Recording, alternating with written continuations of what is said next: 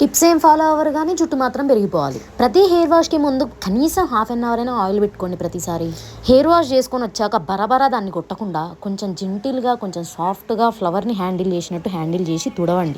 చిక్కులు ఉంటే కొంచెం సాఫ్ట్గా విడదీయండి చేతులతోటే, దువ్వెన పెట్టకుండా. మీ హెయిర్ టైప్కి తగ్గట్టు ఒక కండిషనర్ని యూజ్ చేయండి. హెయిర్ వాష్ చేసుకునేటప్పుడు మన చేతులతో గోర్లతో బర్రబర్ర గీకకుండా ఇప్పుడు నేను చూపించిన దాంట్లో ఒకటి కొనుక్కోండి, తక్కువ కాస్టే ఉంటుంది. షాంపూ చేసుకునేటప్పుడే దాంతో స్కాల్ప్ని కొంచెం స్లోగా మసాజ్ చేయండి. వాష్రూమ్ నుంచి బయటికి రాగానే హెయిర్ డ్రైయర్ తో టకా దాన్ని హెయిర్ డ్రై చేయకండి. హెయిర్ డ్రైయర్ ఎంత తక్కువ యూజ్ చేస్తే అంత మంచిది. నేనైతే అసలు హెయిర్ డ్రైయరే యూజ్ చేయను. హెయిర్ వెట్టుగా ఉన్నప్పుడే మీ హెయిర్ కి తగ్గట్టు ఒక మంచి సిరం కొనుక్కొని దాన్ని అప్లై చేస్తూ ఉండండి ప్రతిసారి. ఈ మాత్రం చేస్తేనే కొంచెం స్ప్లిటెన్స్ రాకుండా, ఫిజీ హెయిర్ అవ్వకుండా, డ్రై ఉండకుండా ఉంటది. నేను సన్నపల్ల కోంబ్ అసలు యూజే చేయను. నేను ఎప్పుడు యూజ్ చేసేది అలాంటి కోంబే, నేను చూపించిన కోంబే. ఇది నేను ఎవ్రీడే యూజ్ చేసే రోజ్మేరీ వాటర్. ఎవ్రీడే దీన్ని నేను స్ప్రే చేసుకుంటా. Rosemary water preparation video already నేను పెట్టేసా. మీరు ఏ ఆయిల్ యూజ్ చేస్తున్నారో కూడా చూసుకోండి.